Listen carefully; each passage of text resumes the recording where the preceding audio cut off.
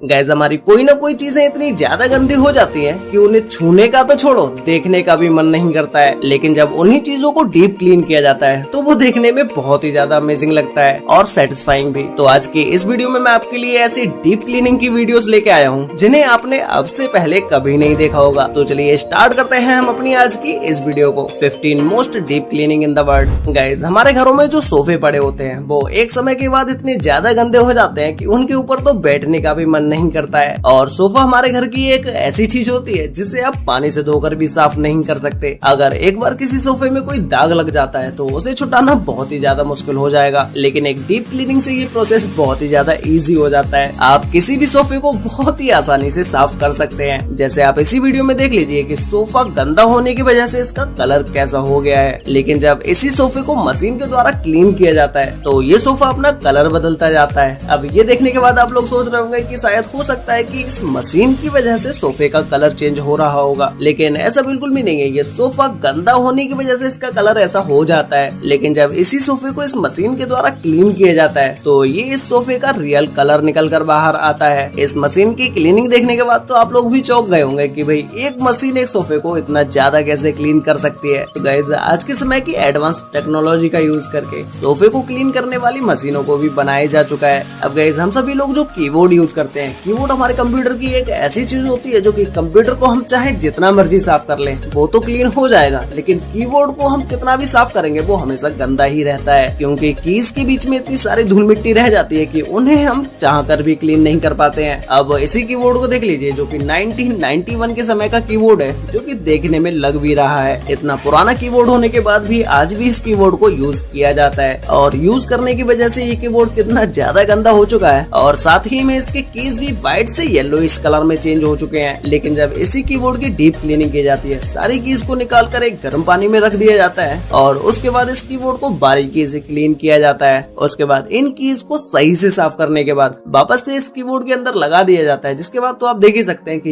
ये कीबोर्ड बिल्कुल नया का नया लग रहा है। नेक्स्ट है कारपेट क्लीनिंग। गाइस कारपेट एक ऐसी चीज होती है जो कि पैरों के नीचे रहते रहते इतनी ज्यादा गंदी हो जाती है कि जब इसको क्लीन किया जाता है तो इसके अंदर से निकलने वाली गंदगी को देखकर आप भी हैरान हो जाएंगे। जैसे इसी कारपेट को देख लीजिए जो कि इतनी ज्यादा गंदी है कि ये कारपेट मोड़ने से भी नहीं मुड़ पा रही है। तो सबसे पहले इस कारपेट को क्लीन करने के लिए इसके ऊपर गर्म पानी डाला जाता है, जिससे कि इसके अंदर मौजूद गंदगी जल्दी से निकल सके। जिसके बाद इस कारपेट के ऊपर शैम्पू को डालकर इसे क्लीन किया जाता है, और मशीन से धुलने के बाद तो इसके अंदर की बहुत सारी गंदगी तो ऐसे ही निकल जाती है। इसी तरह से इस कारपेट के ऊपर 3-4 बार मशीन को चलाया जाता है और फिर उसके ऊपर वाइपर मार दिया जाता है, जिसके बाद ये कारपेट ऑलमोस्ट क्लीन तो हो ही चुकी होती है। और फिर फाइनली इस कारपेट को पानी से अच्छे से धुलने के बाद इसके ऊपर इस वैक्यूम मशीन को चलाया जाता है, जिसके बाद तो ये कारपेट पूरी तरह से क्लीन हो जाती है। और फिर अब आप इस कारपेट को देख ही सकते हैं कि ये कारपेट देखने में अब कितनी ज्यादा क्लीन लग रही है। गाइस हम अपने घर में कपड़े धुलने के लिए वॉशिंग मशीन का यूज करते हैं, और वॉशिंग मशीन में जिस ड्रम के अंदर हम कपड़े धुलने के लिए डालते हैं उसके अंदर लगे ड्रम को जब आप बाहर निकाल कर देखेंगे तो उस ड्रम के ऊपर की गंदगी आप अभी देख ही सकते हैं कि ये ड्रम कितना ज्यादा गंदा हो चुका होता है। लेकिन जब इस वॉशिंग मशीन के ड्रम को हाई प्रेशर वाटर के साथ क्लीन किया जाता है तो ये ड्रम पूरी तरह से क्लीन होता चला जाता है, और पूरा क्लीन होने के बाद देखने पर ये ऐसा लगता है जैसे कि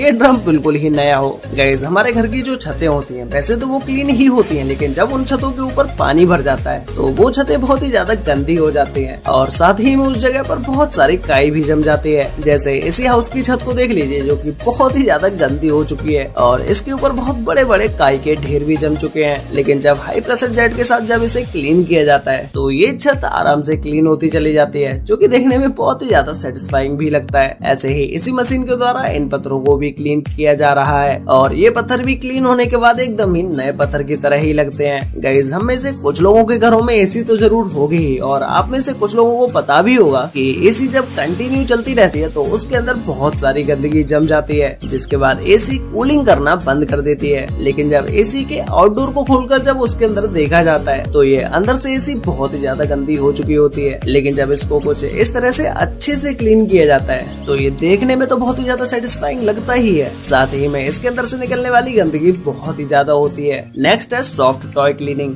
गाइस जिन घरों में बच्चे होते हैं उस घर में टॉय तो होते ही हैं, और ये टॉय से बच्चे खेलते खेलते इनको इतना ज्यादा गंदा कर देते हैं तो ये सारे टेडीज का तो कलर ही चेंज हो जाता है। लेकिन जब इन्हीं टेडीज को डीप क्लीन किया जाता है तो फिर तो इनका कलर कलर ही चेंज हो जाता है। जैसे इसी टेडी पिकाचू को देख लीजिए, जो कि देखने में बहुत ही ज्यादा गंदा लग रहा है, लेकिन जब मशीन के द्वारा इसकी डीप क्लीनिंग की जाती है तो फिर तो इस पिकाचू का कलर ही चेंज हो जाता है। ये पिकाचू देखने में तो येलो कलर का है, लेकिन इसके ऊपर धूल मिट्टी जमने की वजह से ये कितना ज्यादा गंदा दिखाई दे रहा था। जैसे इसी टेडी बियर को देख लीजिए, जो कि देखने में आपको ऐसा लग रहा होगा शायद ये टेडी बियर ऐसे ही कलर का होगा, लेकिन जब इसकी डीप क्लीनिंग की जाती है तो इसका हेड व्हाइट कलर का निकलता है और इसके लेग्स और हैंड भी अलग कलर के निकलते हैं। तो गाइस ये डीप क्लीनिंग प्रोसेस देखने पर आपको मजा तो जरूर आया होगा। गाइस जिन दरवाजों को हम यूज करते हैं वो दरवाजे भी यूज करने के साथ साथ बहुत ही ज्यादा गंदे भी होते चले जाते हैं और उनका कलर भी बिल्कुल ही चेंज होता चला जाता है। लेकिन क्या आपको पता है कि इन गंदे गेटों को भी आसानी से क्लीन किया जा सकता है? तो इन लकड़ी के गेट्स को क्लीन करने के लिए इस लेजर क्लीनर की जरूरत पड़ती है, जो कि कुछ इस तरह से लकड़ी के गेट को बिल्कुल नए की तरह बना देते हैं और साथ ही में गेट के ऊपर बनी हुई डिजाइन पर इसका कोई भी असर नहीं पड़ता है। बस गेट के ऊपर लगी हुई गंदगी अच्छे से क्लीन होती चली जाती है। अब इसी कॉइन को देख लीजिए, जो कि समय के साथ साथ इतना ज्यादा गंदा होता चला गया है कि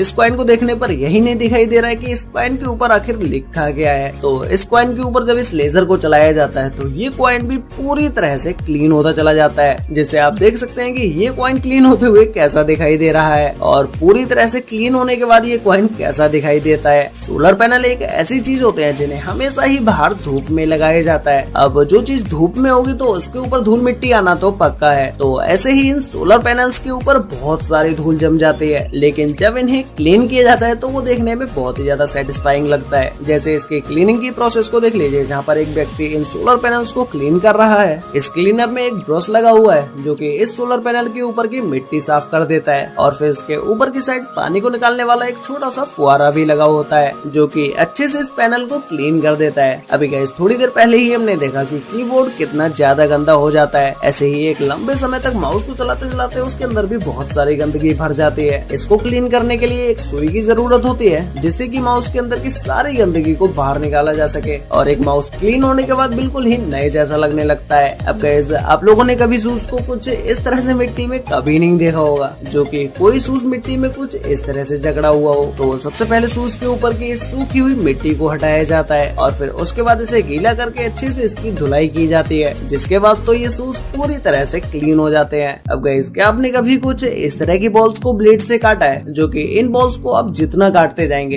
इनके अंदर से उतनी ही सारी बॉल्स निकलती जाएंगी और इस तरह की बॉल्स को कई सारी लेयर्स से मिलाकर बनाया जाता है। इसीलिए जब इन्हें ब्लेड से कट किया जाता है तो ये बॉल्स कुछ इस तरह से कटती जाती हैं। वैसे गाइस आपको इन सभी most satisfying and deep cleaning videos में से सबसे बेस्ट वीडियो कौन सी लगी और क्या आपने कभी अपने मोबाइल को अच्छे से क्लीन किया है? क्लीन करने के बाद आपके मोबाइल के अंदर से कितनी सारी गंदगी निकली, ये मुझे नीचे कमेंट करके जरूर बताना। तो मिलते हैं एक और नई इंटरेस्टिंग वीडियो के साथ, तब तक के लिए बाय।